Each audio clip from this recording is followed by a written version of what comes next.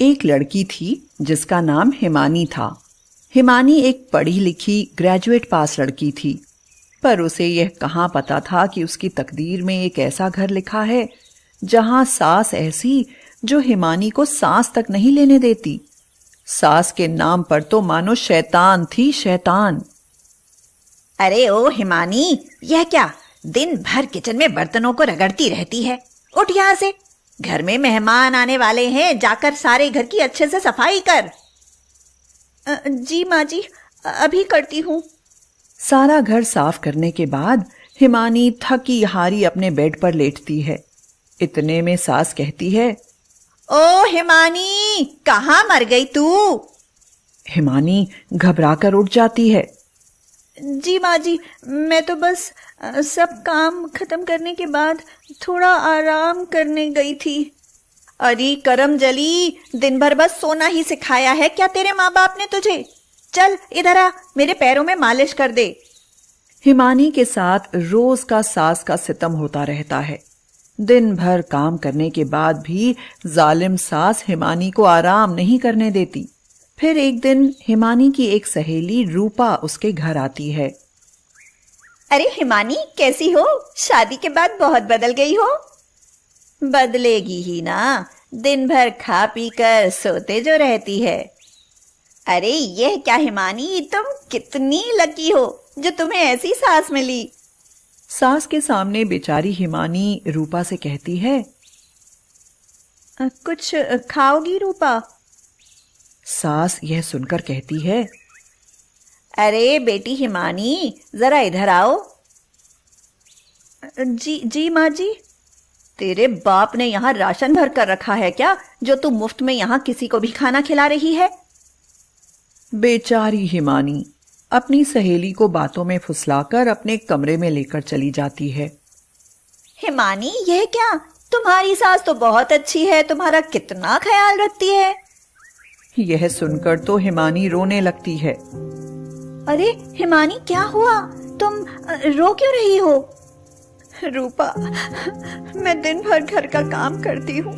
घर के काम करते करते मेरे हाथ और पैर दर्द के मारे सूज गए हैं। आधी रात तक माँ जी के पैरों की मालिश करती हूँ, फिर भी मेरी सास मुझ पर इतना अत्याचार करती है। कई बार तो हाथ भी उठाती है। हिमानी, तुम पर तो बड़ा जुल्म हो रहा है, तुम यह सब बर्दाश्त मत करो।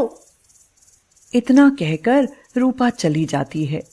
बेचारी हिमानी रोते रोते अपने बेड पर सो जाती है।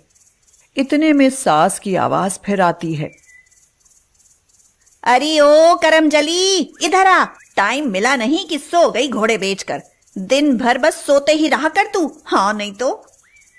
हिमानी घबराकर उठकर आती है। जी माँ जी। अरे महारानी, रात में मेहमान घर आने वाले हैं, जाकर मेहमानों के लिए यह सब खाना बना। और सुन, खाना अच्छे से बनाना, हाँ, नाक ना कटवा देना मेरी। दिन भर थकी हारी वह किचन में जाकर खाना बना ही रही थी कि इतने में उसका हाथ जल जाता है। हिमानी जोर से चिल्लाती है और रोते रोते बाहर आती है। अरे क्या हुआ करमजली? माँ जी, मेरा हाथ जल गया, देखो बहुत दर्द हो रहा है। मैं डॉक्टर के पास जाती हूँ। अरे काम चोर, काम नहीं करना तो हाथ जलाने का बहाना बना रही है। जाकर काम कर किचन में। हाँ। बेचारी हिमानी जले हाथ से रोते रोते दर्द में तड़पती सारा खाना बनाती है। अब रात में सास के रिश्तेदार घर आते हैं, सब खाना खाते हैं। अरे यह क्या, तुम्हारी बहू ने कैसा खाना बनाया? जरा सा भी मजा नहीं आया। हाँ, अच्छा होता हम किसी होटल में खा लेते। हाँ। आज तूने सबके सामने मेरी नाक कटवा दी, तुझे मेरे ही नसीब में पड़ना था। हाँ। रात में अजय घर आता है। सास अपने बेटे अजय को उसकी बीवी की सारी दास्तां सुनाती है। अजय गुस्से में हिमानी से कहता है, ये क्या, तुमने खाना इतना गंदा बनाया आज? तुम्हारी वजह से आज मां को कितना कुछ सुनना पड़ा। मैं तो तुमसे शादी करके ही पछता रहा हूं। और अजय हिमानी को बहुत मारता है। अगले दिन सुबह हिमानी अपने कमरे से बाहर आती है। अरे बहू, जरा इधर आ, घर में सब्जी खत्म हो गई है, जाकर बाजार से सब्जी ले आ। बेचारी हिमानी बुखार में गरम तवे की तरह तप रही थी। हाथ में गोटियों जैसे छाले आ गए थे। माँ जी, मुझे बहुत बुखार है, हाथ भी बहुत दर्द कर रहा है, मुझसे नहीं जाया जाएगा, आप ही ले आओ ना सब्जी। अरे वाह, मैडम की हिम्मत तो देखो, मुझे बाजार भेज रही है। जाकर सामान ले आ, नाटक मत कर अब। पता है मुझे, बहुत बीमार हो गई है तू। हाँ? हिमानी मार्केट चली जाती है। सब्जियां लेते लेते उसे रूपा मिलती है। अरे हिमानी, यह क्या, तुम्हारा हाथ कैसे जल गया? और तुम्हें तो बहुत बुखार भी है। तुम्हारी इतनी तबीयत खराब है, फिर भी तुम सब्जियां लेने मार्केट आई हो। हिमानी अपनी आंखों में दबे आंसू लिए बोली, तो मैं क्या करूं? मेरी सास मुझे सांस तक नहीं लेने देती। अरे हिमानी, तुम अपने माता पिता से यह सब क्यों नहीं कहती? क्या करूं रूपा, मेरे बाबा आए दिन बीमार रहते हैं। ऐसे में उन्हें अपने ऊपर हो रहे इस जुल्म के बारे में कैसे कहूं? वे मर जाएंगे। चलो रूपा, मैं चलती हूँ, माँ जी मेरा इंतजार कर रही होंगी। यह कहकर हिमानी घर चली जाती है। हिमानी पर हो रहे अत्याचार सुनने के बाद रूपा से रहा नहीं गया और वह हिमानी के माता पिता के पास चली जाती है। हिमानी की माता राधा कहती है, अरे रूपा, कैसी हो? बड़े दिन बाद आई हो, सब ठीक है ना? हाँ माँ जी, सब ठीक है। आंटी, हिमानी आई नहीं आपसे मिलने घर?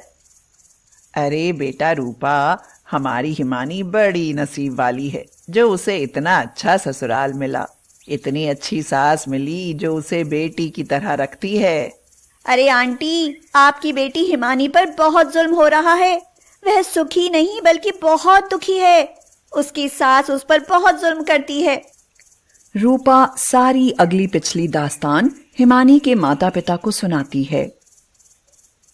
हिमानी के माता पिता यह सुनकर गुस्से में आ जाते हैं। वह फौरन हिमानी की ससुराल उसके गांव जाते हैं। घर पहुंचते ही राधा हिमानी की सास को बहुत सुनाती है।